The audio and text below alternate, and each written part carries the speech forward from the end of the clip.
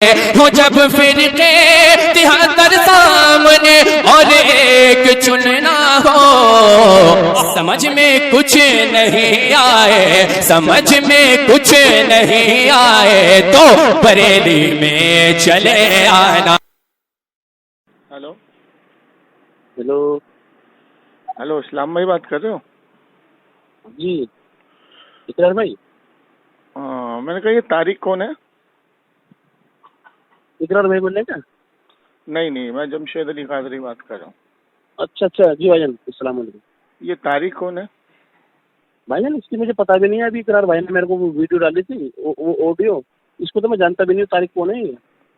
میرا نمبر کیوں دیا تھا آپ نے اسے؟ آپ کا نمبر تو میرے پاس بھی نہیں ہے، ہاں، آپ کا نمبر تو میرے پاس بھی نہیں ہے، میں کیسے دوں گا کسی کو حضرت؟ وہ تو آپ کا نام بتا رہا تھا کہ آپ کی بات تو کسی سے ہو رہی تھی، اور اچھا آپ کی بات کسی بھائی سے ہو رہی تھی۔ نہیں، اقرار بھائی ہے ہمارے، وہ ماسٹر جی ہیں پرانے، وہ سلام والے ہیں۔ ہاں، تو آپ کی ان سے بات ہو رہی تھی، جی تو انہوں نے کہا کہ میں انہوں اپنے نے بھائی سے بات کراتا ہوں، انہوں نے میرا نمبر آپ کو دیا۔ جی واٹس ایپ پہ بھیجا تھا میں نے نمبر، ابھی تو آپ منع کر رہے تھے کہ میرا نمبر آپ کے پاس نہیں ہے، مطلب انہوں نے واٹس ایپ پہ کھولا تھا، میں نے ابھی حضرت وہ دیکھا بھی نہیں ہے، وہ مجھ اور سے آپ خود نے کہہ رہے تھے طارق بات کو کر رہے بھیج تھے دیا کہ نمبر۔ بھائی جان میں نے نہیں بھیجا نمبر، مجھے ضرورت ہی نہیں ہے اس کی، وہ تو میری بات کرانے تو بھائی جان وہ آپ کا نام لے رہے ہیں نا، تو آپ میرا نام کیسے، آپ کا نام کیسے لے رہے ہیں وہ؟ پتا نہیں بھائی جان، میں تو کچھ صاحب کسی بھی طرح کی قسم لے لو یا مطلب کچھ بھی ثبوت لے لو، میں ایسے آپ کا نمبر کسی کو کیوں دوں گا؟ بلکہ میں اسے خود نہیں جانتا ہوں۔ اچھا یہ وہ بتائیے تو کوئی دیوبندی ہے۔ مجھے بتائیے، وہ دیوبندی ہے اور ریکارڈنگ آپ نے سنی ہوگی کہ میں ہاں نے ابھی کتنی سنیے، میں نے سر میں سو رہا تھا۔ ان کو کتنی میں نے دلیلیں پیش کری ہیں، اور یہ جو دلیلیں میں نے پیش کری ہیں، نہ تو یہ وہابی اپنی تقریروں میں بولتے ہیں اور نہ ہی اس حدیث کو دیوبندی استعمال کرتے ہیں، کیونکہ ان کی پول کھل جاتی ہے ان حدیثوں میں، ان کا جھوٹ اور فریب سامنے آ جاتا ہے۔ وہ کتابوں کا جو معاملہ ہے نا وہ سامنے آ جاتا ہے، ہاں وہی تو سچائی ہے۔ تو آپ اصل اہل میں اقرار حدیثوں میں بھائی جو ہے کیسے نا، چلے گئے؟ حضرت تو میں ایسی جانکاری مجھے ہے نہیں، تو کیا کام کرتے ہیں آپ؟ یہ ہمارا برا کا کام ہے، ہوں؟ برا کا۔ کس اقرار کا؟ بھائی میرا مال کاٹتے تھے نا پہلے، برا پینٹی۔ تو بھائی دیکھیے، آپ کو آپ کے کام کے بارے میں زیادہ پتا ہوگا نا۔ جی اب جیسے مثال کے طور پہ کوئی آدمی آیا آپ کے پاس اور وہ آپ کا کام آپ کو سمجھا رہا ہے کہ یہ کام ایسے نہیں ویسے کرو، تو آپ اس کو کیا بولو گے کہ تم مجھے کیوں سمجھا رہا ہے، میں تجھ سے اچھا جانتا ہوں۔ اسی طریقے سے جس لائن کا جس فیلڈ کا ماہر ہوتا ہے، اسی طریقے سے اسلام جو ہے نا، اگر اسلام اور ایمان لوگ جان جائے تو اگر کوئی اس کے پاس بد مذہب آئے اور وہ یہ کہے کہ بھئی یہ ایمان ایسے ہے اور اسلام ایسے ہے، تو آپ اس کو ڈانٹ دو گے کہ مجھے کیا سکھا رہا، مجھے معلوم ہے۔ لیکن آپ کو جب معلوم ہی نہیں ہوگا تو آپ اس کے جال میں پھنس جاؤ گے۔ ہاں کرتے رہیں گے پھر تو۔ جیسے قادیانی ہے، اگر آپ کچھ دن قادیانیوں کے محلے میں چلے جائیں اور آپ کو علم نہ ہو تو آپ تو قادیانی بن جائیں گے، وہ آپ کو ایسا سمجھائیں گے۔ اور اگر آپ شیعہ کے محلے میں چلے جائیں گے اور آپ کو علم نہ ہو تو پھر آپ انہیں ایک مہینہ ان کے ساتھ رہ لیں، آپ بھی سینہ پیٹنا شروع کر دیں گے، وہ آپ کو دلیل دیں گے حدیث سے، قادیانی آپ کو دلیل دے گا۔ ہماری طرف ہے ایک دو گلیوں میں۔ دیکھیے معاملہ یہ ہے کہ جو وہابی اور دیوبندی ہیں یہ کیا کرتے ہیں کہ ان کا عمل یہ ہوتا ہے کہ جب یہ کسی حدیث میں پھنستے ہیں تو ائمہ کی طرف بھاگتے ہیں، محدثین کی طرف بھاگتے ہیں، لیکن جب ان کے عمل کے مطابق حدیث ملتی ہے تو یہ ڈائریکٹ اس حدیث پر عمل کر لیتے ہیں، پھر یہ کسی محدثین اور ائمہ کی بات کو نہیں مانتے، کہتے حدیث ہے تو ہم ڈائریکٹ حدیث کو مانیں گے، قرآن کی آیت ہو تو ڈائریکٹ قرآن کی آیت کو مانیں گے۔ اب مجھے یہ بتائیے کہ ہاں پھر یہ ائمہ کو چھوڑ دیتے ہیں۔ جیسے مثال کے طور پر آپ نے ہمارے بھائی سے یہ پوچھا کہ ناف کے نیچے ہاتھ باندھنے کی وہ حدیث بتاؤ، ہے نا؟ بس وہاں وہ میں نے تو آپ نے ان اہل حدیثوں سے سنو، آپ نے ان اہل حدیثوں سے سینے پہ ہاتھ باندھنے کی حدیث پوچھی ہے؟ ہاں سر وہ دکھا رہے تھے ایک دن بخاری شریف کے، بخاری شریف میں لکھا ہے کہ سینے پہ ہاتھ باندھا میرے نبی نے، وٹ ٹو وٹ لکھا ہے اس میں؟ نہیں ہے نا، وٹ ٹو وٹ نہیں لکھا اس میں، اور वर्ड टू वर्ड जो ये सीने पे हाथ बांधने की हदीस दिखाएंगे इब्ने खुजैमा की, वो ज़ईफ है। समझ में आई बात? हाँ। अब ये बताओ कि आपको मैं ऐसे समझाता हूँ कि एक आदमी आपके पास आया और उससे आपने पूछा कि भाई मेरा वो जो दोस्त था वो कहाँ है, तो वो कहेगा मर गया। ठीक है, अब आप चौंक गए, यार वो मर गया, अभी तो मेरी 10 दिन पहले मुलाकात हुई थी उससे। अब उसके बाद हाँ, उसके बाद 3 लोग आ रहे हैं आपके पास, आपने इन तीनों से पूछा, कह रहा नहीं यार वो तो जिंदा है, सही सलामत है। फिर 4 लोग और आ रहे हैं आपके पास, उन चारों से आपने पूछा, कह रहा नहीं यार किसी ने गलत बोला है, वो सही सलामत है, जिंदा है। 2 लोग और आ गए आपके पास, 2 से आपने और पूछ लिया। अब 10 की तादाद हो गई कि वो जिंदा है और 1 की गवाही हो गई कि वो मर गया। किस पर भरोसा करोगे? 10 पर। इसी तरीके से इस्लाम के अंदर अगर कोई एक गवाही दे रहा है कि हुजूर अलैहिस्सलाम ने ऐसा किया, लेकिन हमें 10 गवाही मिल रही है कि हुजूर अलैहिस्सलाम ने ऐसा नहीं ऐसा किया, किसकी बात मानेंगे? तो जिसकी 10 दिन गवाही मिल रही है तो माननी पड़ेगी 10 इजमा। इसीलिए शरीयत के 4 उसूल हैं, कुरान, हदीस, इजमा और कयास। अब जैसे मिसाल के तौर पर नमाज पढ़ते हैं, आप भी नमाज पढ़ते हैं, अहले हदीस भी। अब आप अहले हदीस से ये पूछो कि भाई नमाज में सुन्नतें तो होती है, कितनी सुन्नत हैं और वाजिबात कितने हैं, अब फर्ज कितने हैं? तो फर्ज तो आपको कुरान हदीस में मिल जाएंगे, लेकिन वाजिबात और सुन्नत आपको कुरान हदीस में नहीं मिलेंगे, आपको जाना पड़ेगा इम्मा की किताबों में। ठीक है, तो इम्मा की किताबों के बिना आपको सुन्नत पता नहीं लगेगी।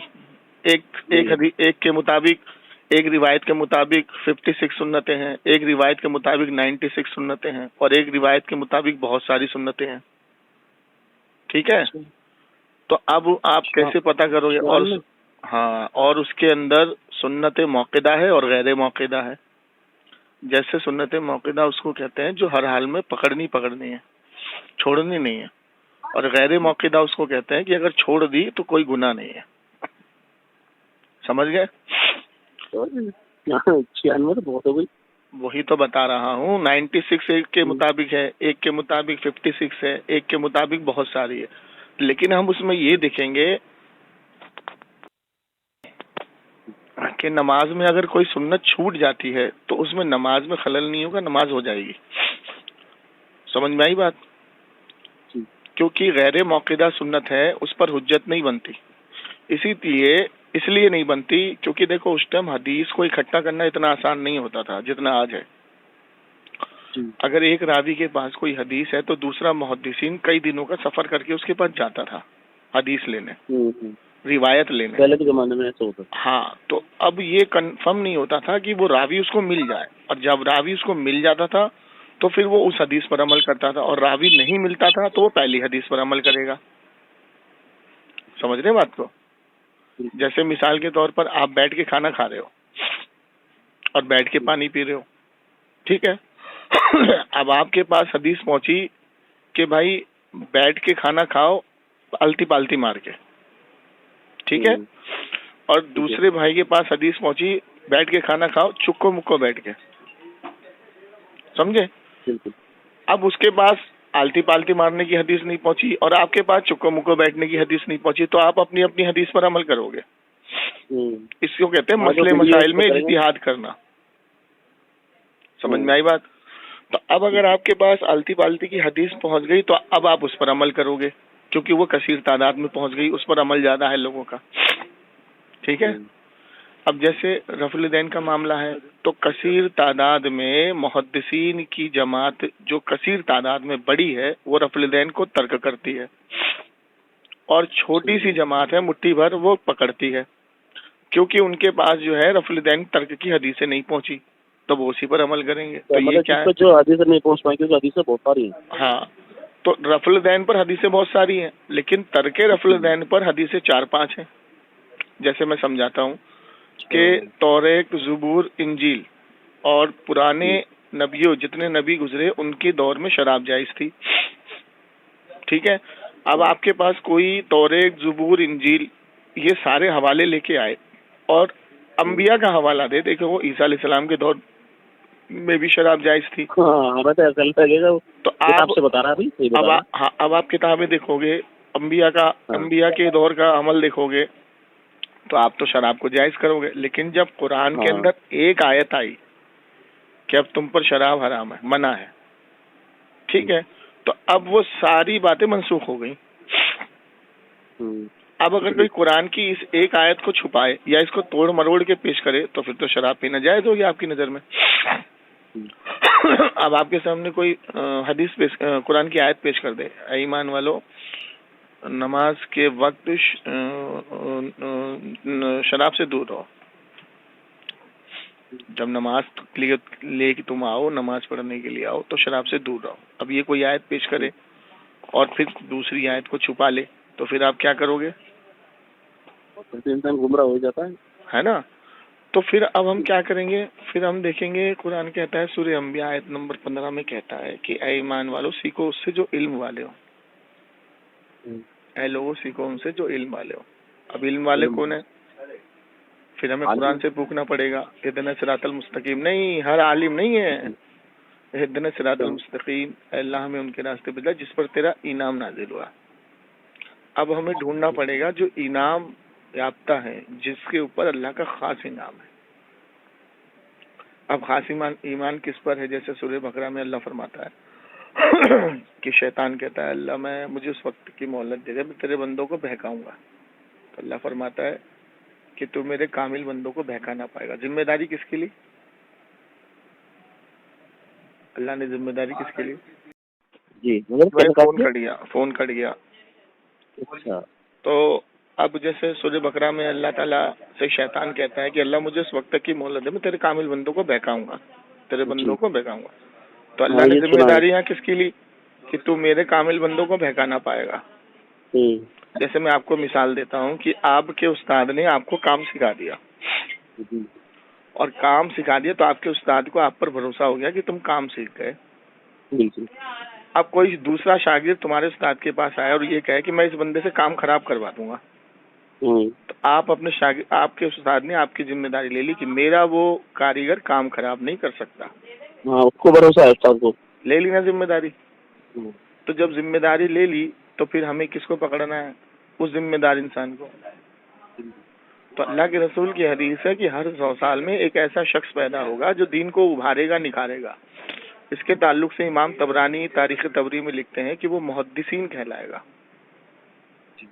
तो हर 100 साल में, हर एक सदी में मुहद्दिसीन आए। जैसे मिसाल के तौर पर इमाम अबू हनीफा है, उसके 100 साल की पहली सदी में इमाम शाफी, इमाम मालिक, इमाम हम्बल, ठीक है। उसके बाद फिर जो है मुहद्दिस इनको कहते हैं क्या जरा? जी, मुहद्दिसीन, मुफस्सिरीन।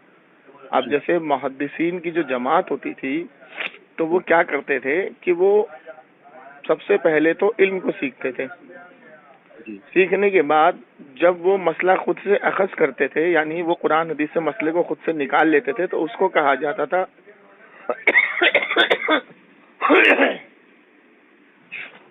मुफस्सिरीन, मुहद्दिसीन, ठीक है। उसको कहा जाता था मुज्तहिद,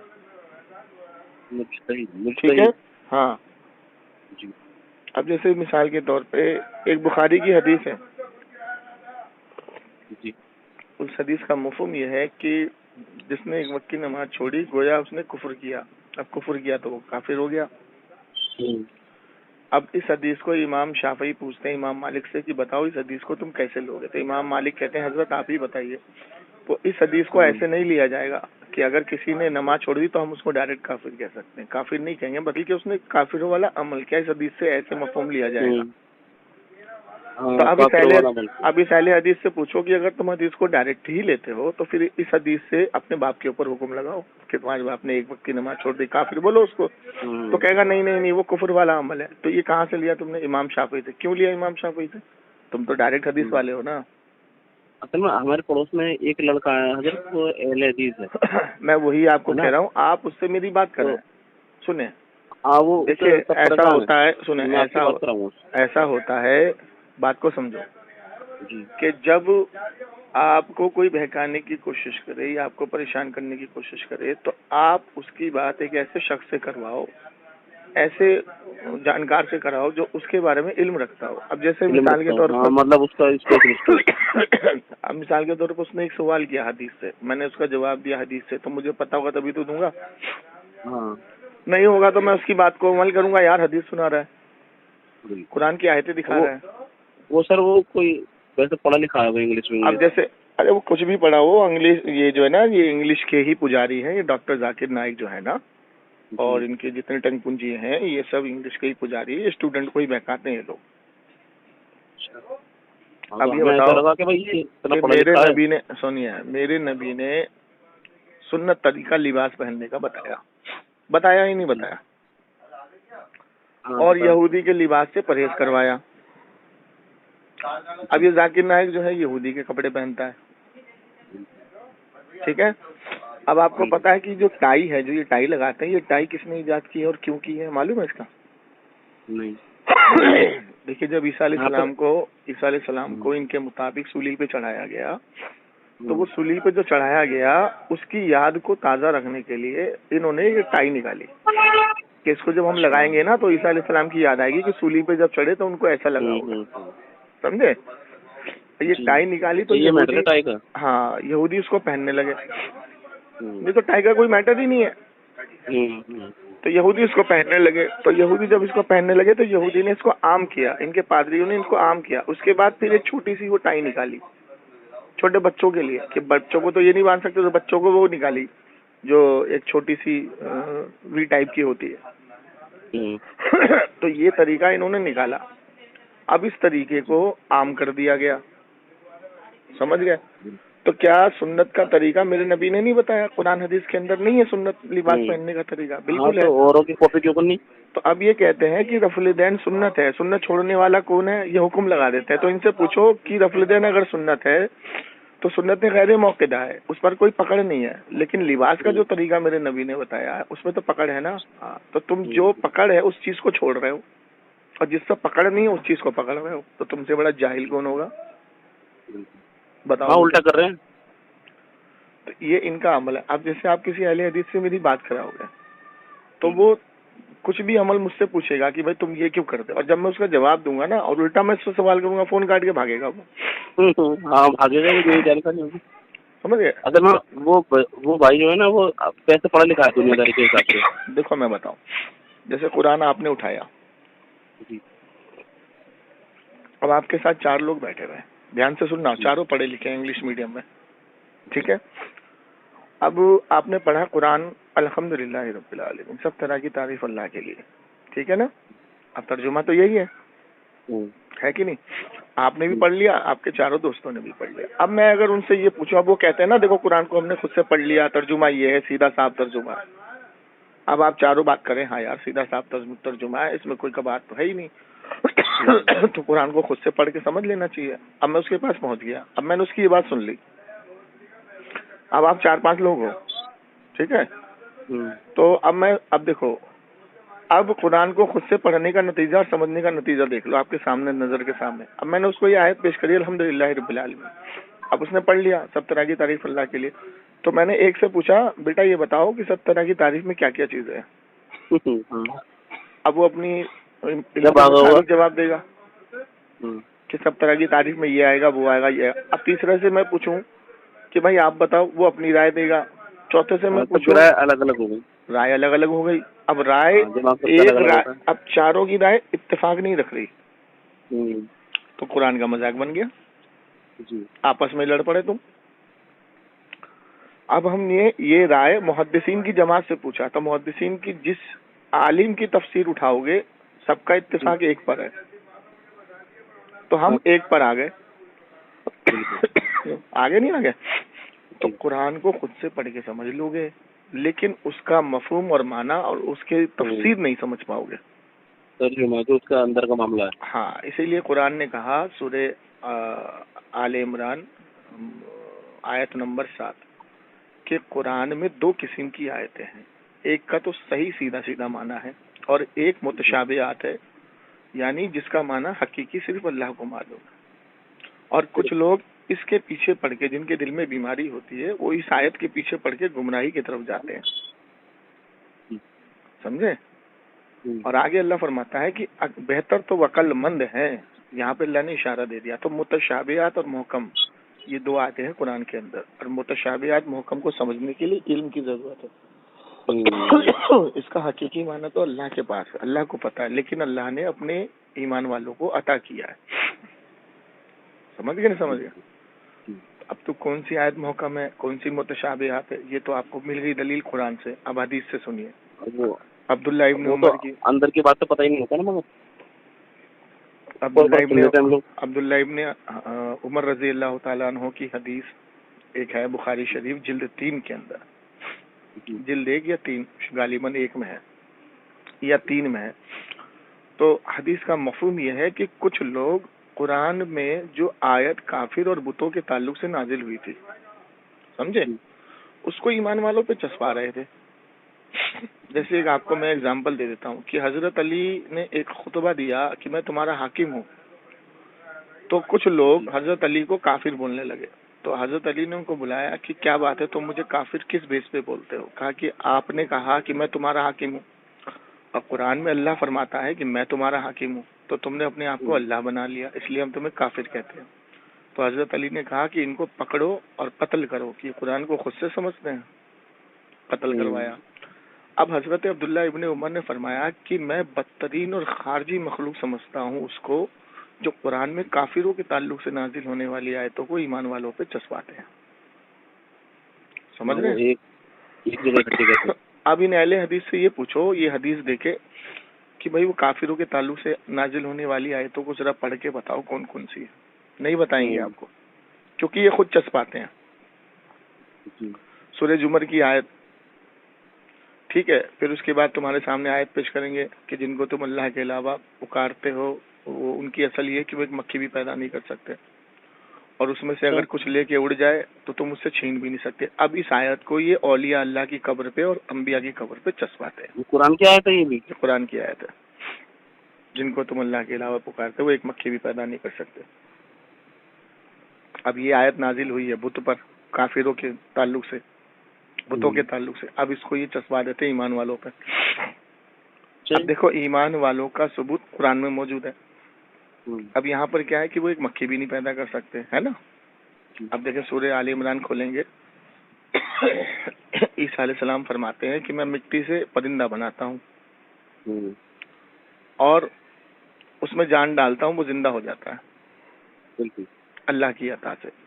تو یہاں کیا فرمایا, میں مٹی سے پرندہ بناتا ہوں اور اس میں جان ڈالتا ہوں اور وہ زندہ ہو جاتا ہے, اور میں نابینا جو پیدائشی نابینا ہوتے ہیں ان کی آنکھ ٹھیک کر دیتا ہوں, اور میں عیسیٰ علیہ السلام نے, اب میں کوڑ کی بیماری کو ٹھیک کر دیتا ہوں. تو اب یہ ایمان والوں کے لیے آیت ہے, اب وہ بتوں کے تعلق سے آیت ہے, کافروں کے تعلق سے. اب یہ دونوں ایک نہیں ہو سکتی.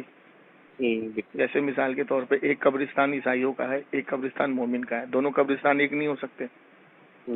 اب میں حدیث ہاں اب سنو, میں آپ کو حدیث دیتا ہوں, اب یہ اہل حدیث کو دینا, کہنا اس حدیث پر عمل کرو. حضور نے فرمایا کہ جب قبرستان میں داخل ہو تو سلام کرو. اب یہ حدیث ان کو دے دینا اور کہنا چلو عیسائیوں کے قبرستان میں ان کو سلام کرو. کہیں گے کیوں, عیسائیوں کو کیوں کروں گا, عیسائیوں کے لیے تو نہیں ہے یہ حدیث. کہاں لکھا ہے اس میں قبرستان کا ذکر ہے. نہیں, محدثین کا قول ہے. اب یہ محدثین کے پیچھے بھاگیں گے, سمجھے, وہی سے لائن چینج. ہاں, تو یہ ان کی یہ فطرت ہے کہ جب حدیث میں قرآن میں, اب جیسے مثال کے طور پہ حدیث پر عمل کرنا فرض بھی ہے واجب بھی ہے, اور حدیث کو چھوڑنا فرض بھی ہے واجب بھی ہے, اور سنت موقدہ بھی ہے. اب میں آپ کو سمجھا دیتا ہوں کیسے. جیسے بخاری کی ایک حدیث ہے, غالباً 143 نمبر ہے اس کا, کہ اللہ کے رسول نے فرمایا کہ جب تم بیت الخلاء میں جاؤ تو مشرق کی طرف منہ کر لو, قبلہ رخ منہ مت کرو, نہ ہی پیٹ کرو.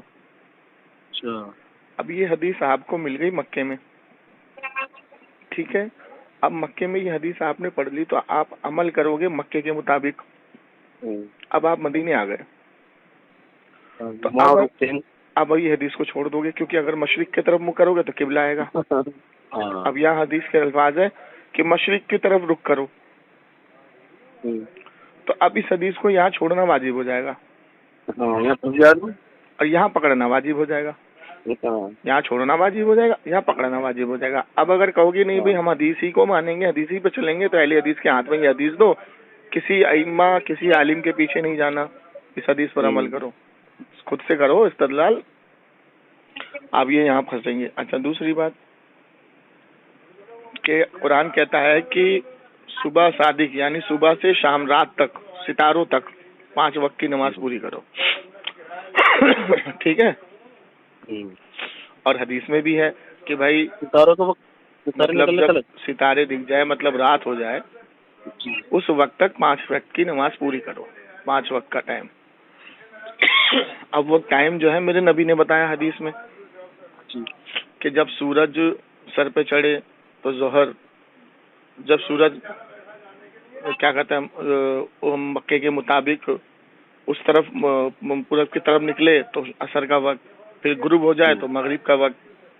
ٹھیک ہے. اس کے بعد ستارے نظر آ جائیں تو عشاء کا وقت. پہلے کیونکہ وہ گھڑی تو ہوتی نہیں تھی. ہاں اب یہ وقت میرے نبی نے بتا دیا حدیث میں کہ دیکھو سورج کے طریقے سے آپ نے بتا دیا. اچھا فجر کا وقت بتایا کہ جب سفید اور کالی دھاری برابر پہ آ جائے. سمجھے؟ جب دیکھو کہ سفید اور کالی دھاری یعنی رات اور صبح بالکل برابری پر آ جائے تو فجر جب تک ہے. یہ تو یہ کہتے ہیں اہل حدیث یہ کہتے ہیں کہ اندھیرے میں پڑھنی چاہیے نماز. میں تو کہہ تو رہا ہوں جاہل قوم ہے نا، اندھیرے میں پڑھنی چاہیے نماز، اندھیرے میں پڑھنی چاہیے. اب دیکھیے فجر کا وقت جب تک ہے آپ تب تک پڑھ سکتے ہو. اچھا اب اس کے بعد کیا ہوا کہ اب حدیث میں آپ کو مل رہا ہے صبح کا وقت فجر کا، حدیث میں مل رہا ہے ظہر کا وقت کب ہوگا، عصر کا وقت کب ہوگا، مغرب کا وقت کب ہوگا، عشاء کا وقت کب ہوگا. اس کے بعد فرمایا کہ اپنے اپنے ملک میں جہاں پر آپ رہتے ہو اس وقت کے مطابق نماز پڑھو.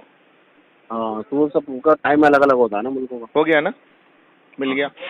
اب آپ چلے جاؤ نارتھ پول، وہاں پہ 6 مہینے دن 6 مہینے رات ہے. اچھا جی. ہاں مطلب دن نکلتے ہی نہیں. دن نکلتا ہی نہیں ہے، 6 مہینے رات ہے اور 6 مہینے دن ہے. اور 6 مہینے دن بھی ہوتا ہے تو اس طریقے سے ہوتا ہے، رات ہوتی ہے تو اس طریقے سے ہوتا ہے کہ دن ہی لگے گا اور رات ہے، اور رات ہوتی ہے تو اس طریقے سے لگتا ہے کہ دن ہے اور رات ہے. ٹھیک ہے. وہاں پہ الٹا ہے معاملہ. الٹا ہے معاملہ. تو 6 مہینے دن ہے اور 6 مہینے رات ہے. تو اب یہ بتاؤ کہ اب وہاں پر تو نہ یہ حدیث تمہیں عمل میں لانی ہے نہ یہ آیت عمل میں لانی ہے. وہاں تو پہلے دن کو سنبھالنا ہے یا رات کو سنبھالنا ہے. اب وہاں پر کیا چلے گی؟ تقلید چلے گی. جو وہاں کے عالم ہیں، جو وہاں کے فقہا ہیں، عالم ہیں، مفتی ہیں، اب وہ جیسا بتائیں گے ویسا کرنا پڑے گا. یہ کہاں پر ہے جگہ؟ یہ نارتھ پول میں ہے، سرچ مار لینا گوگل میں آ جائے گا. انڈیا میں ہی ہے؟ نہیں بھائی انڈیا سے باہر ہے. اب ان سے پوچھو کہ بھائی تم کہتے ہو کہ محدثین پر تقلید نہیں کرنی چاہیے، تو اب وہاں جا کر کے تقلید کرو گے نہیں کرو گے؟ کیا کرو گے؟ خود سے تو نہیں کرو گے حدیث پر استدلال. ظاہر سی بات ہے وہاں جو عالم ہے مفتی ہیں انہی کی بات کو ماننا پڑے گا تمہیں. اب جب ان کی بات کو مانو گے تو تم ان سے دلیل مانگو گے. قرآن حدیث میں تو دلیل ہے ہی نہیں وہاں کے مطابق. تو جب قرآن حدیث میں دلیل ہی نہیں ہے تو تقلید کی تعریف یہ ہے کہ غیر انبیاء کی بات کو اس سے بنا دلیل طلب کیے مان لینا، یہ تقلید ہے. تو اب تو تمہارے باپ کو بھی وہاں تقلید کرنی پڑے گی. تو یہ معاملہ ہے، مجبوری بن جائے گی. اب یہ معاملہ ہے. تو اب یہ وہابی اور دیوبندی ایسی قوم ہے نا جب ان کے عالموں نے حضور کی اور اللہ کی گستاخیاں کی اپنی کتابوں میں.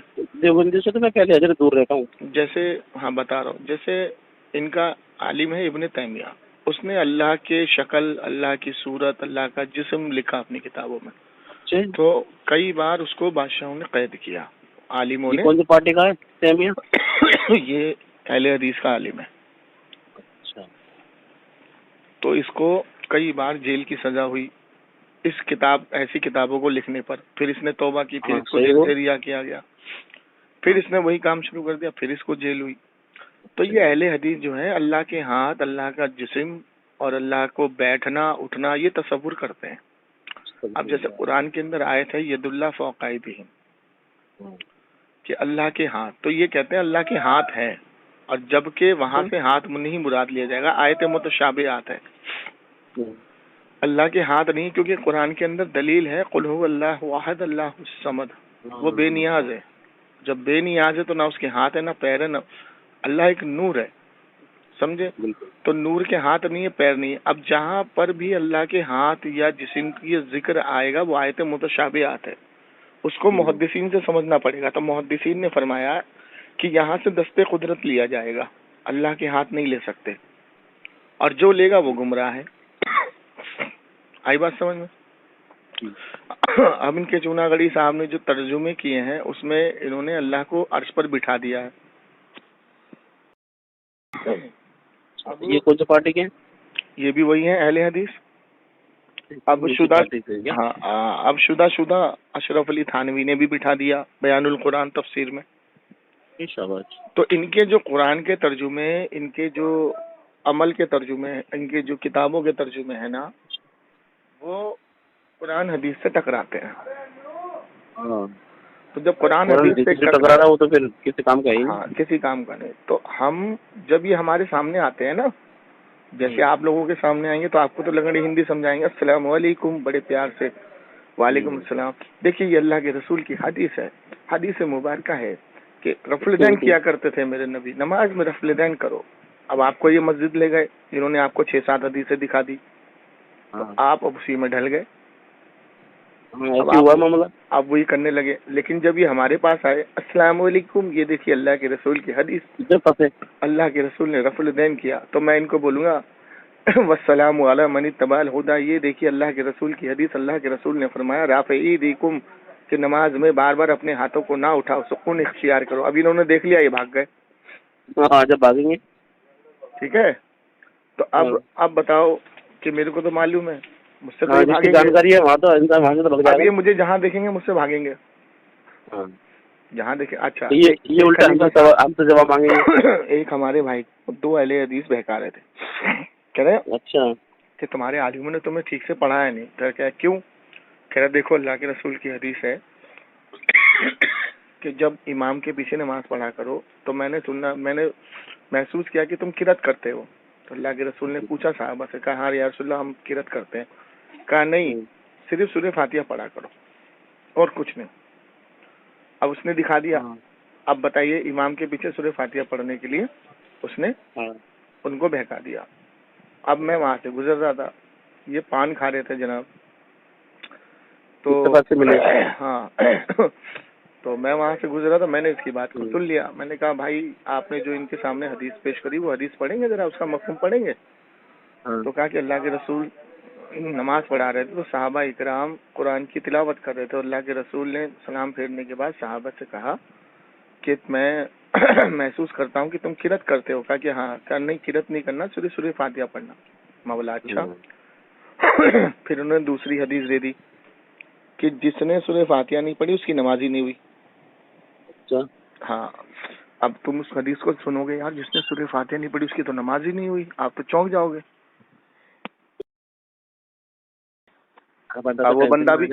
وہ بندہ بھی چونک گیا، یار میں نے اتنی نمازیں پڑھی اور سورہ فاتحہ نہیں پڑھی امام کے پیچھے، میری تو نماز ہوئی نہیں۔ تو اس کو کیا سمجھا رہے ہیں؟ ارے وہ پچھلے عمل سارے معاف، اب سے شروع کرو۔ ٹھیک ہے، ہاں سنو، اب میں آیا میری انٹری ہوئی وہاں پہ، تو میں نے ان سے پوچھا کہ بھائی صاحب ذرا ایک بات بتائیے کہ جس نے سورہ فاتحہ نہیں پڑھی اس کی تو نماز نہیں ہوئی؟ تو ہاں نہیں ہوئی۔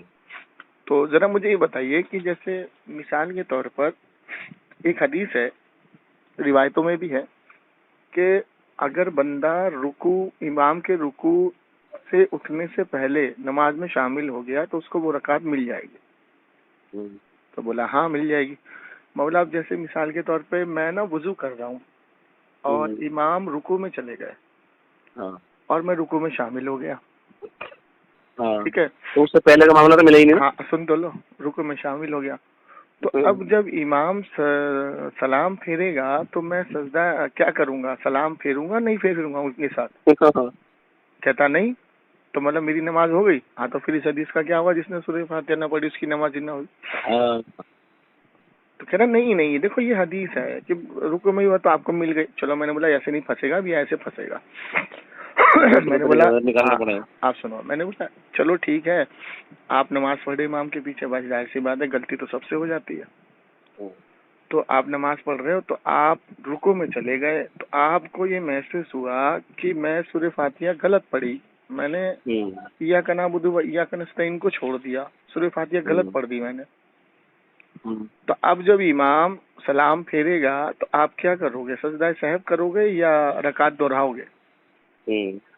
اب یہ چپ ایک دوسرے کی شکل دیکھ رہے ہیں. ٹھیک ہے, تو میں نے کہا جناب من, آپ لوگ حدیث تو پیش کر دیتے ہو لیکن آپ کچے کھلاڑی بنا کے بھیجے جاتے ہو.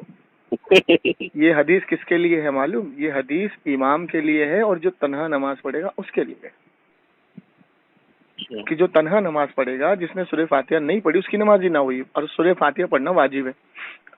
قرأت میں قرأت کرنا فرض ہے, سورہ فاتحہ پڑھنا واجب ہے. اب یہ جو امام ہے, امام کے لیے یہ حدیث ہے کہ امام سورہ فاتحہ نہیں پڑھے گا تو نماز نہیں ہوگی, اور جو تنہا نماز پڑھے گا تو یہ کہہ رہا ہے کہاں لکھا ہے؟ میں نے اٹھاؤ جتنے محدثین ہیں سب کے کال اٹھاؤ. اب ان کی پاجامہ ڈھیلا ہوا. میں نے بولا تم اس بیچارے کو بہکا رہے ہو اتنی دیر سے, میں تمہیں دیکھ رہا ہوں. مطلب چلو میں اب تم سے ایک سوال کرتا ہوں, اور بھائی کبھی بھی تمہیں یہ ملے نا سوال کا جواب ان سے لے لینا. کہ رہا میں نے بولا سب سے پہلے بتاؤ اسلام کے اندر کیا ہے؟ ایمان ہے. اللہ نے قرآن میں دو لوگوں کو مخاطب کیا. ایک فرمایا اے لوگو جب تم اپنی جانوں پہ ظلم کرو, دوسرا فرمایا یا ایھا الذین آمنو, اے ایمان والو. تو لوگوں اور ایمان والوں میں فرق بتاؤ. اب وہ بتا ہی نہ پا رہے. والا بتاؤ ایمان والوں سے مخاطب کون ہے اور لوگوں سے مخاطب کون ہے؟ جواب دے گا, جواب ہی نہ ہے ان کے پاس. تو کہہ رہا کہ ایمان والوں سے مراد وہ ہے جو کلمہ پڑھ کے ہی مان لیا ہے. بولا اچھا, اور لوگوں سے مخاطب یہ ہے کہ جو بھی کلمہ نہ پڑھے. تو میں نے بولا اگر لوگوں سے مخاطب اللہ ان کو کہہ رہا ہے جو کلمہ نہ پڑھے, تو پھر اللہ اپنے نبی کے پاس کیوں بھیج رہا ہے کہ جب تم اپنی جانوں پہ ظلم کرو یعنی گناہ کبیرہ کر لو, میرے نبی کی بارگاہ میں آ جاؤ. سورہ نساء. اب بتاؤ یہاں سے اللہ کافروں کو بھیج رہا ہے اللہ نبی کے پاس کہ ابھی وہ ایمان ہی نہ لائے. اب ایک دوسرے کی شکل دیکھ رہے ہیں. میں نے بولا تم کو ایمان کا نہیں معلوم, تم کو مومن کا نہیں معلوم, تم کو کافر کا نہیں معلوم, اور تم یہاں سمجھانے نکلے ہو دین. اللہ کے رسول کی حدیث ہے کہ آخری زمانے میں ایسے لوگ آئیں گے جاہل ممبر پر بیٹھیں گے اور عالموں کی تعداد اٹھائی جائے گی.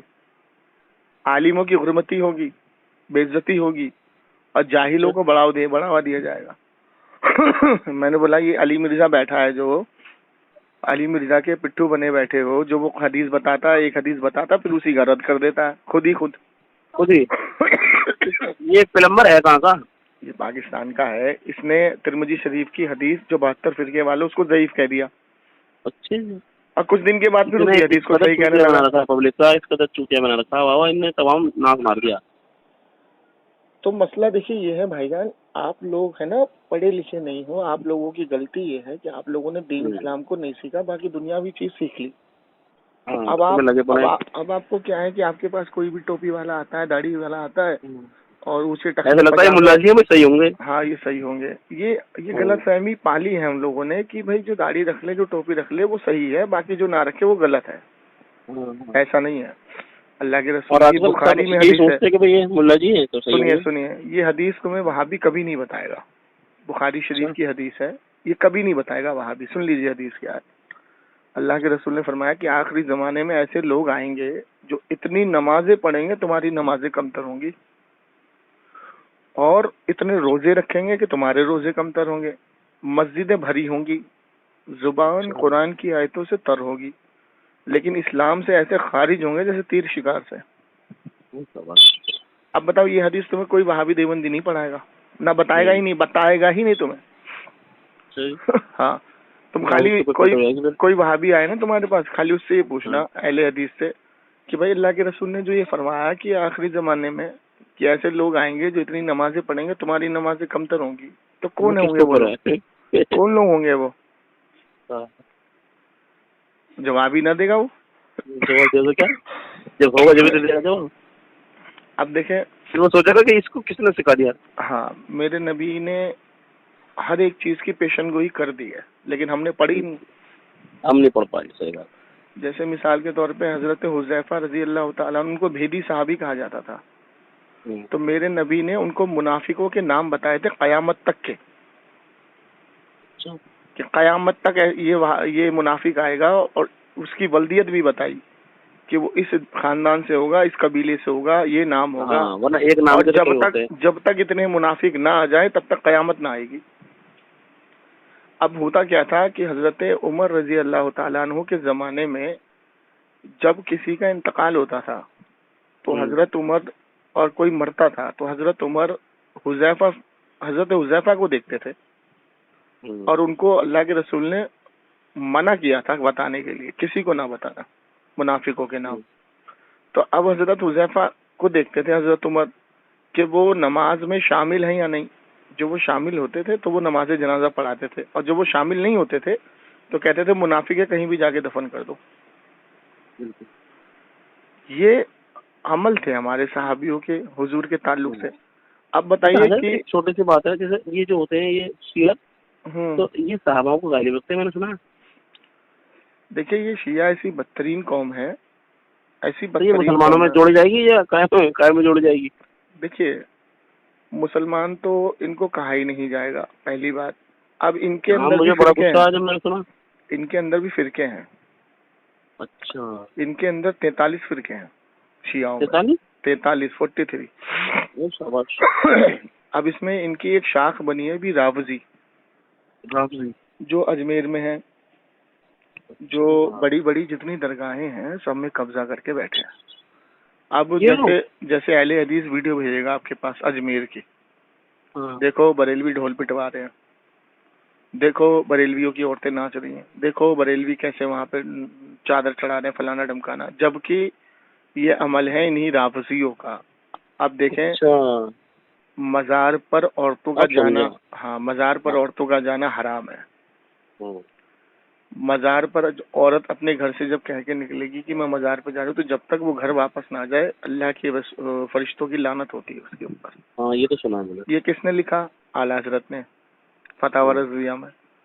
عورتوں کا مزار پہ جانا حرام، ڈھول باجے سے قوالی سننا حرام.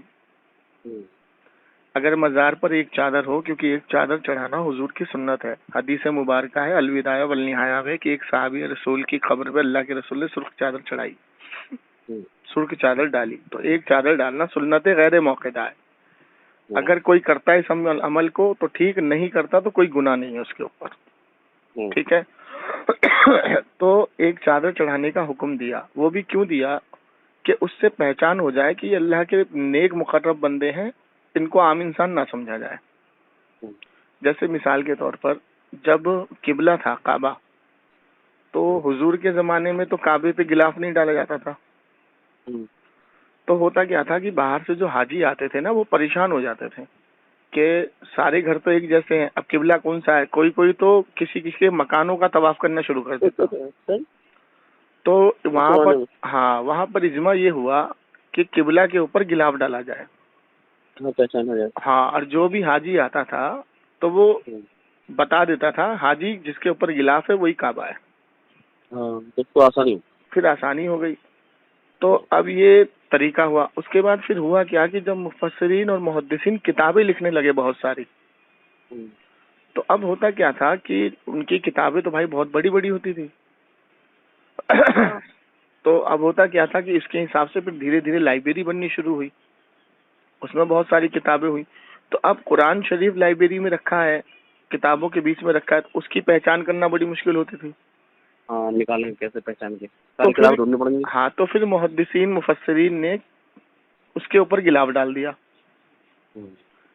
قرآن کو غلاف میں باندھنا شروع کیا کہ اس سے پہچان ہو جائے یہ قرآن ہے.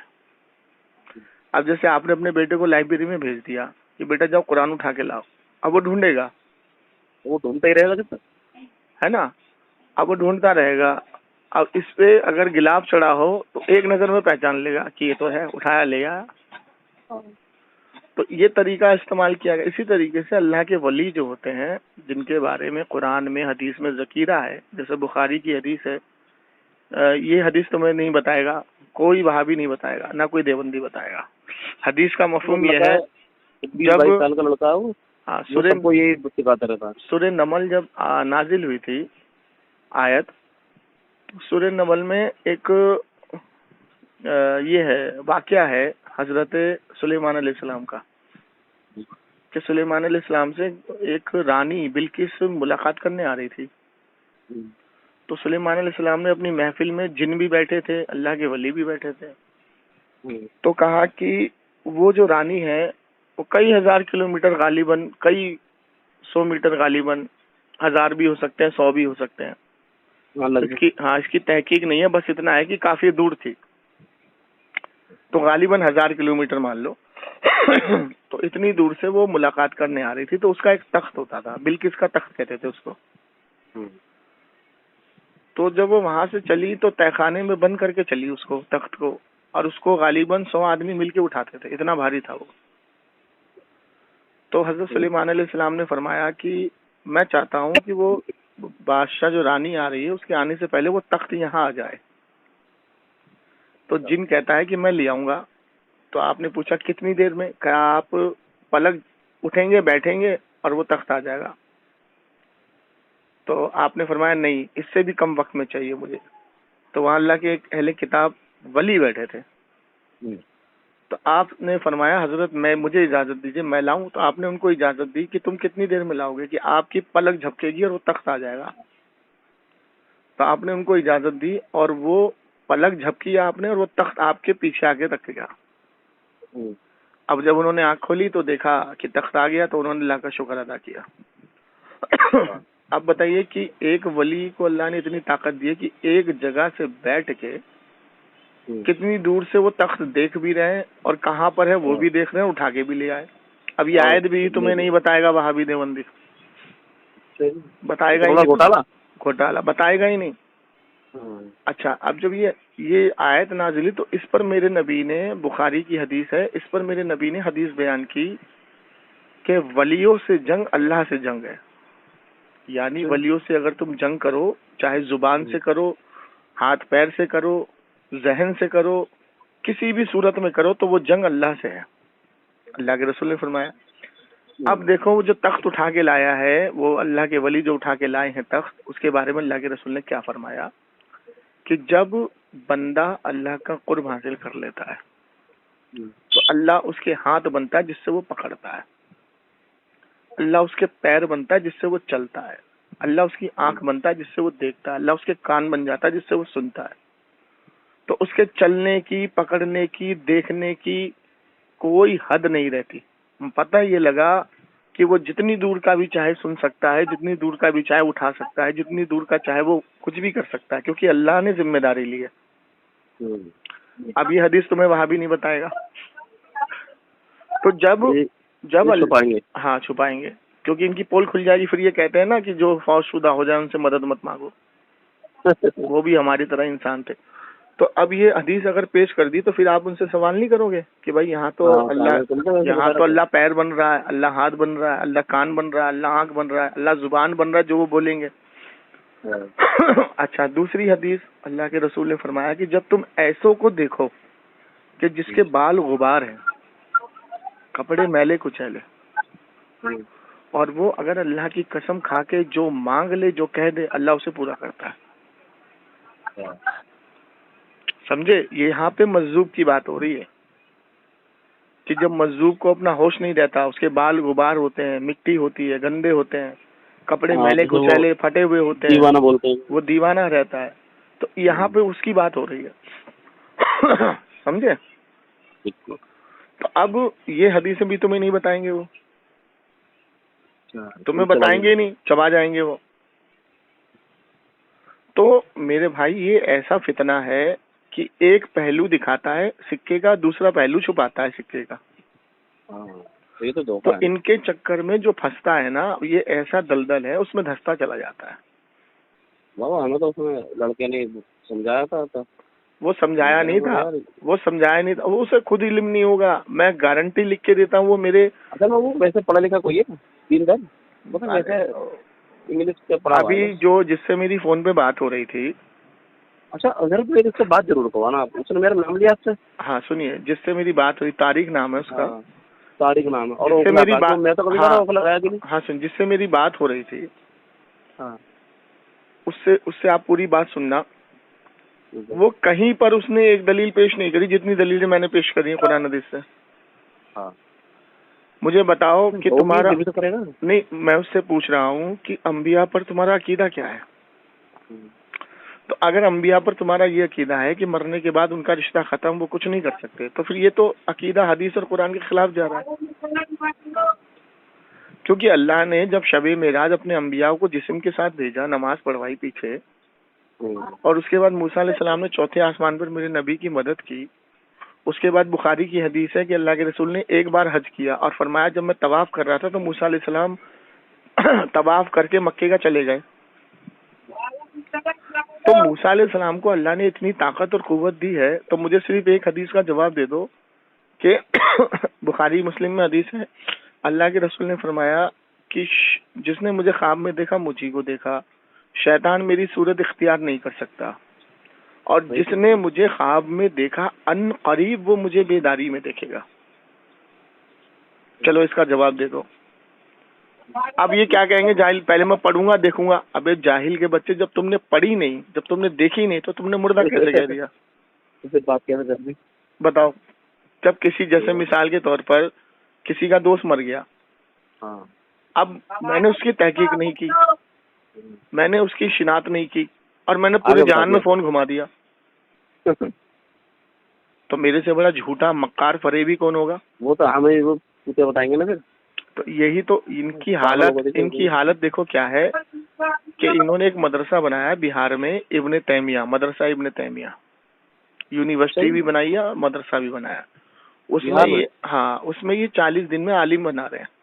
40 دن میں عالمت کی ڈگری دے رہے ہیں یہ. ہاں تو ان کے لیے شارٹ کٹ ہے نا دین کی شارٹ کٹ. یہ پتہ ہے کیا کریں گے؟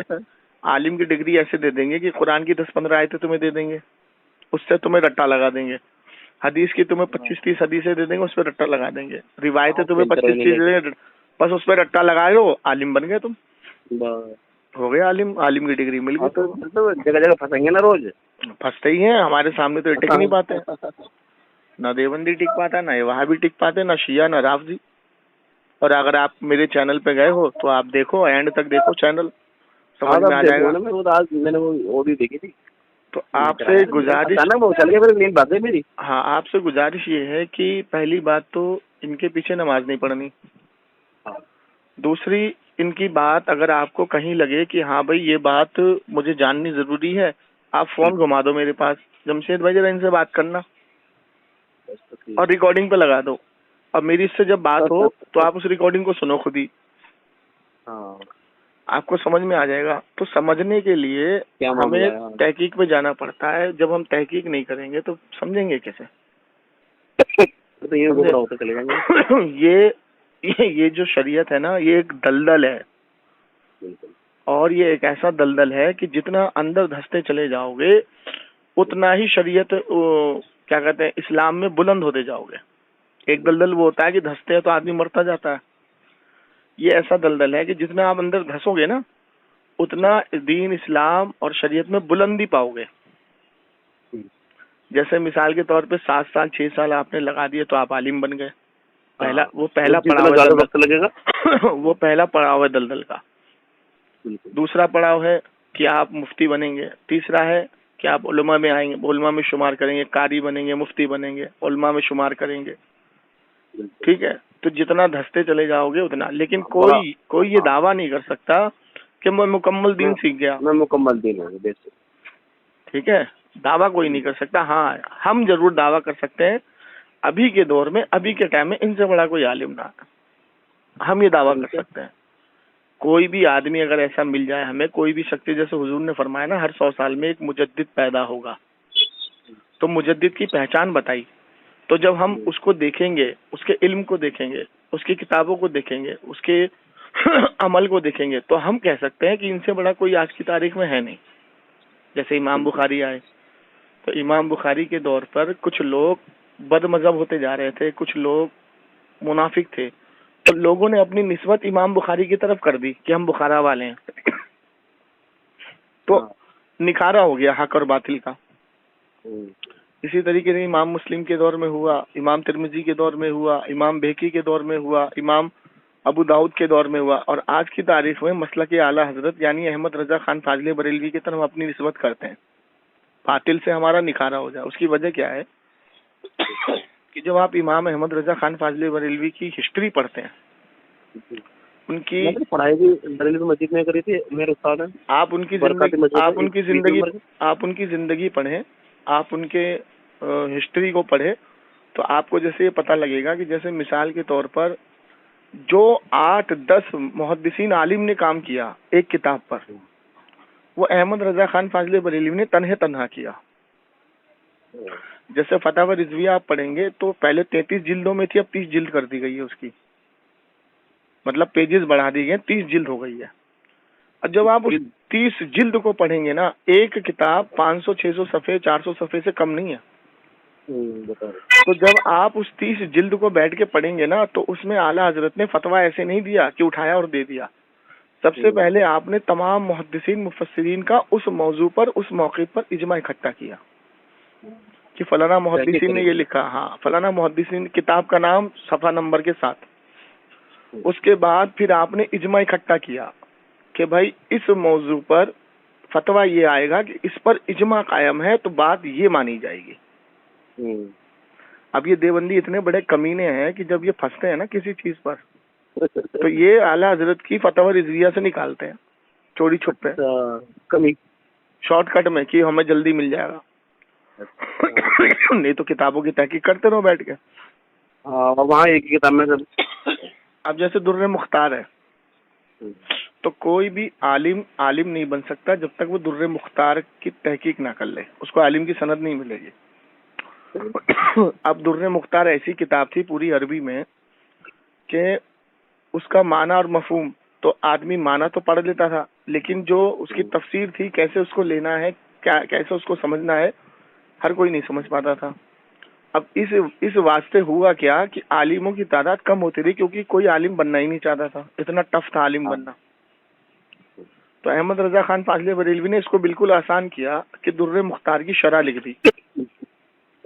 جب در مختار کی شرح لکھ دی تو یہ کام اتنا آسان ہو گیا عالم بننے کا کہ پھر عالموں کی تعداد بڑھنے لگی، اور پھر اس کے بعد آپ بیٹھ کے سکھاتے بھی تھے، بتاتے بھی تھے۔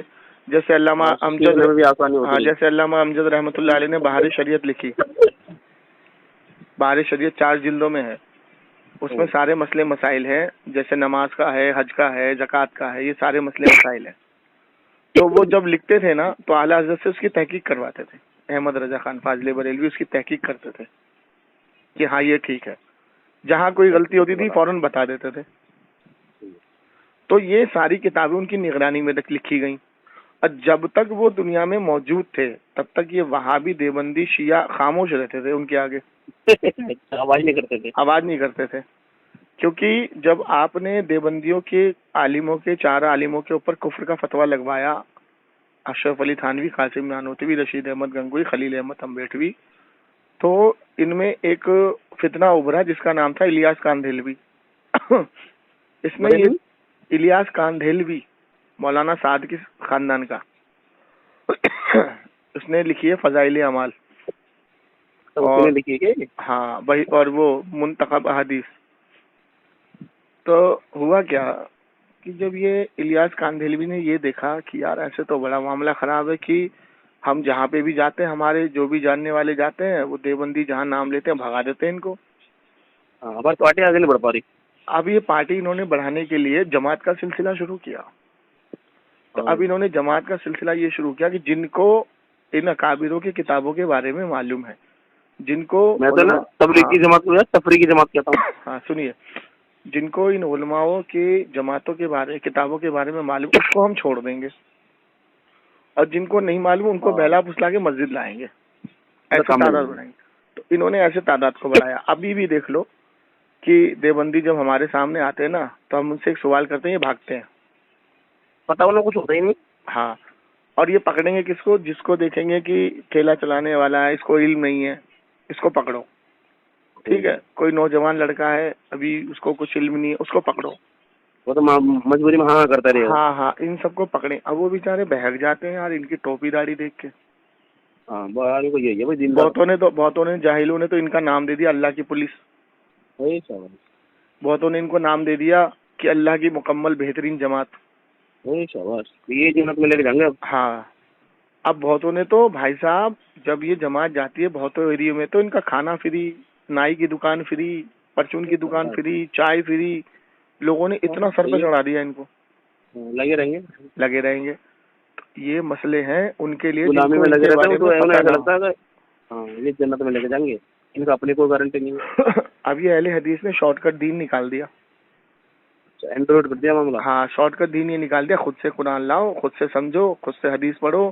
حدیثیں بانٹ رہے ہیں, قرآن بانٹ رہے ہیں, خود سے پڑھو, خود سے سمجھو. جاہلو, اگر خود سے پڑھنا اور خود سے سمجھنا ہوتا تو یہ امام شافعی, امام مالک, امام حنبل, امام بخاری, امام مسلم کئی سال اپنے گھر سے دور رہ کے دین سیکھتے ہیں. اچھا یہاں پہ پہلے بھی پارٹی تھی نہیں حضرت, یہ کہاں سے آیا اچانک؟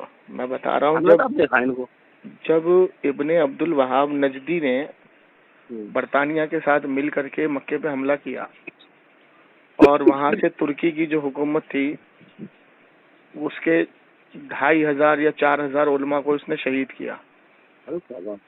اس کے بعد جنت البقیہ کی ساری مزاریں توڑی, یہاں تک کہ حضور کے روضہ مبارک کو بھی توڑنے کا حکم دے دیا. تو یہ دیوبندی کے جو بڑے بڑے عالم تھے نا, جو پہلے کے عالم تھے جو صحیح تھے, وہ خود وہاں گئے اور اس نے یہ اعتراض کیا انہوں نے کہ بھائی تم نے یہ غلط کیا ہے. تو اس کو ایک ایگریمنٹ لکھ کے دیا اس نے کہ میں ساری مزاریں بنوا دوں گا دوبارہ, مجھ سے غلطی ہوئی. لیکن اس نے یہ دیکھا, ابن عبد الوہاب نجدی نے یہ دیکھا کہ اگر میں دوبارہ مزار بناتا ہوں تو اس سے تو میری غلطی ہو جائے گی, مجھے کوئی پوچھے گا نہیں, یعنی اس نے غلط کام کیا, یہ عالم نہیں ہے. تو اس نے دیوبندیوں کے عالم کو خریدا, اس نے شاہ اسماعیل دہلوی کو خریدا.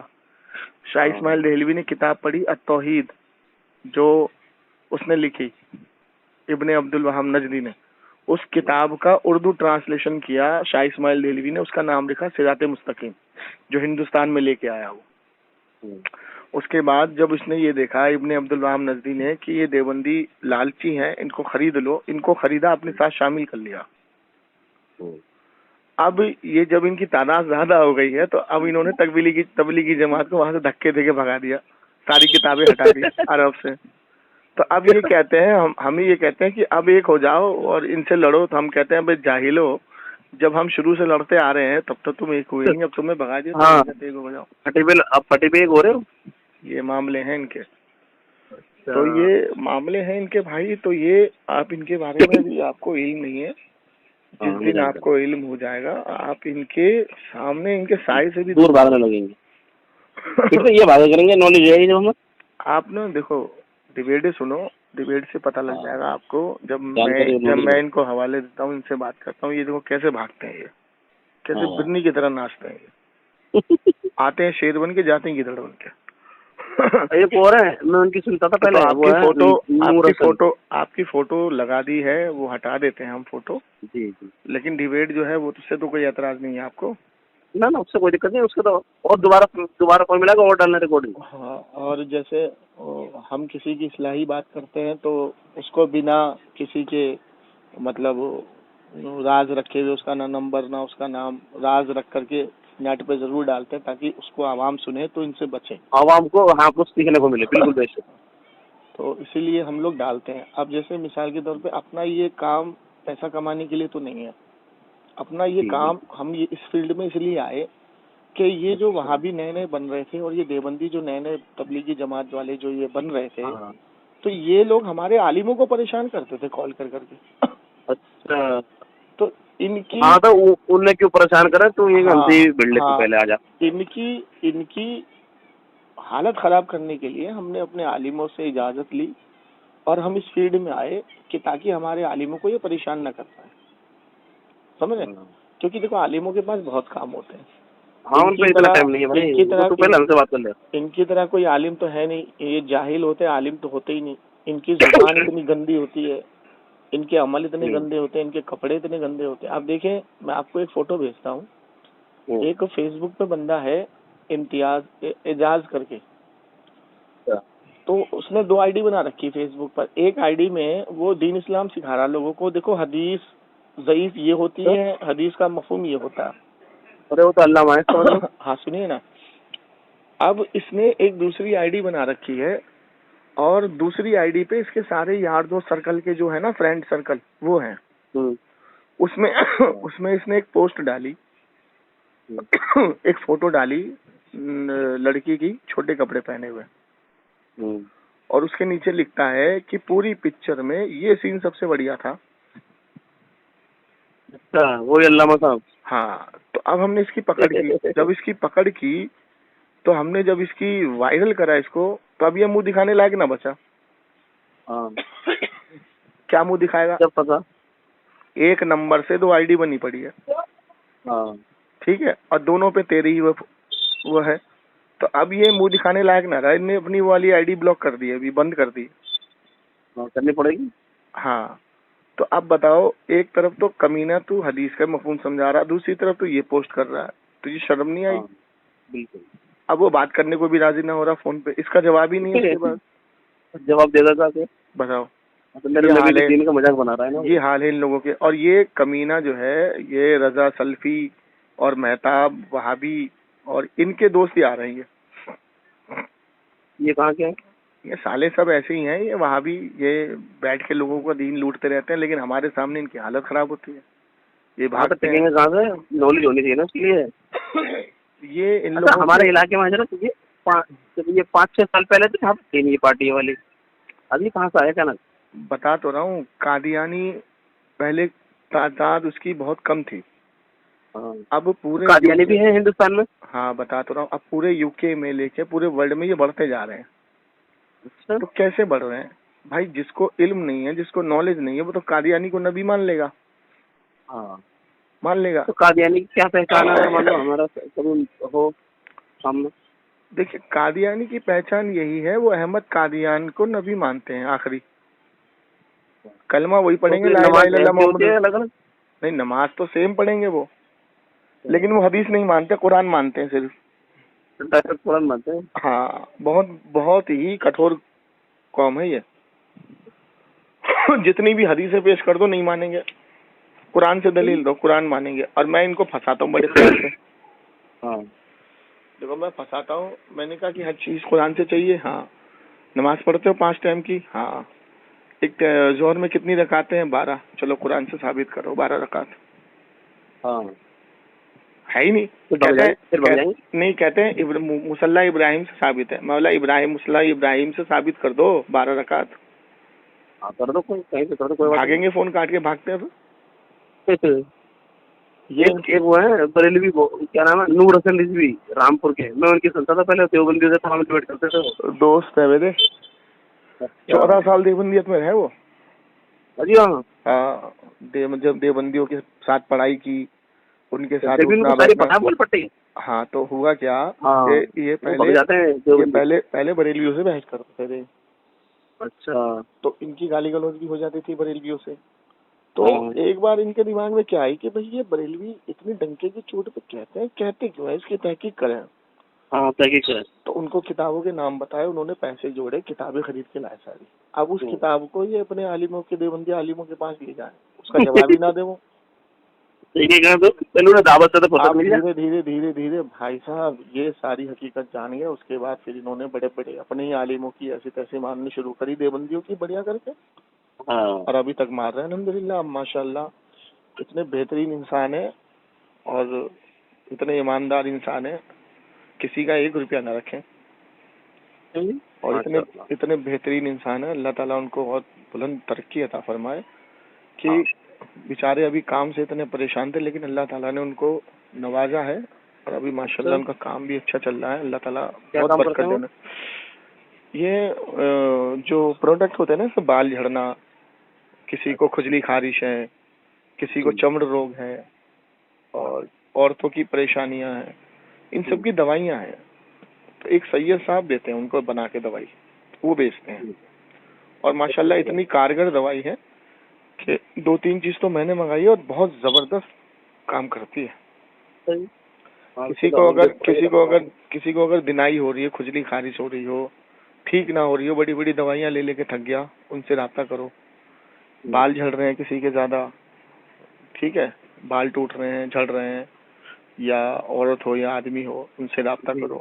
اور بہت سستی ہے, 200 روپے 250 روپے کی شیشی ہے, 15-20 دن چلتی ہے. اور نہیں تو لوگ تو بھائی صاحب آپ چمڑ روگ والے کے پاس چلے جاؤ بالوں کے لیے, تو وہ تو 1000 روپے تو فیس ہی لے لے گا, وہ تو خالی اتار لیتا ہے. تو اور اس کے بعد 3-4 بندوں کو تو میں نے دی ہے بال جھڑنے والوں کو, اس سے بہت اچھا رسپانس آیا, وہ بار بار منگواتے ہیں. لوگ میں نے ڈائریکٹ ہی کانٹیکٹ کروا دیا ان سے, مطلب ڈائریکٹ یہ تو منگاتے رہو. ہاں, کیونکہ مجھے دیکھو پیسہ ویسا تو کمانا نہیں, تو تم ڈائریکٹ ہی منگا لو بھائی, ڈائریکٹ رابطہ کر لو ان سے. ہاں تو مجھے کیا کرنا, مجھے تو یہ ہے کہ تمہارے ذریعے نیکی مل جائے گی. اتنے بڑے یہ دیوبندی وہاں بھی اتنے بڑے حرام خور ہیں کہ چوری چھپے وہ بھی منگواتے ہیں, وہ بھی یوز کرتے ہیں. اچھا. ہاں, لیکن کھل کے نہیں مانگتے, ان سے کسی نہ کسی طریقے سے لے لیتے ہیں. ہاں تو بھائی وہ تو ویپار کر رہے ہیں, کام کی چیز تو لے لیں. ہاں ویپار کر رہے ہیں, وہ تو لینا ہے لے لو بھائی. ہاں وہ بیچارے یہ کیا کہیں گے, وہ تو کہیں گے بھائی ہندو مسلمان سب کے لیے ہے. ہاں, لیکن ان کی مجبوری یہ ہے کہ وہ دیوبندی نام سنتے ہی نا ان کے تن بدن میں آگ لگ جاتی, وہ توجہ ہی نہ دیتے اسے. ہاں چلو ٹھیک ہے یار, ہمارے طاہر رضا قادری بھائی ہیں ماشاء اللہ, اللہ تعالیٰ ان کو بھی بہت برکت دے, بہت عمر نواز ہے. ایک ہمارے نور بھائی ہیں, وہی مراد آباد کے ہیں وہ بھی. اچھا. ہاں ایک ہمارے راہل بھائی ہیں, وارث بھائی ہیں, صابر بھائی ہیں, امن بھائی ہیں, سیران بھائی ہیں, اور بھی فیضان بھائی رامپور کے کیا؟ سیران بھائی ہاں اسی ادھر کی طرف کے ہیں, مجھے پتہ نہیں کدھر کی طرف ہیں. رؤ بھائی ہیں, اور ماشاء اللہ ہمارے ایک جمشید بھائی بہار کے ہیں. جتنے ہمارے بھائی جو سوشل میڈیا پر کام کر رہے ہیں بد مذہبوں کے لیے, سب کے لیے دعا ہے بھائی, اللہ تعالیٰ ان کو کرے. لیکن ابھی جو ہم کام کر رہے ہیں نا بھائی, ابھی ہم نے یہ 2 مہینے سے, تو میں جو کہہ رہا تھا کہ ابھی ہم لوگ جو کام کر رہے ہیں ناموس رسالت کے لیے کام کر رہے ہیں. ابھی آپ نے دیکھا ہوگا یہ ادے پور فائل ایک پکچر آ رہی تھی, اس کو بین کروایا گیا ہائی کورٹ سے. تو اس میں دیکھو جو ہے نبی علیہ الصلوۃ والسلام اور قرآن کے خلاف بہت غلط الفاظ تھے, بہت غلط سین تھے.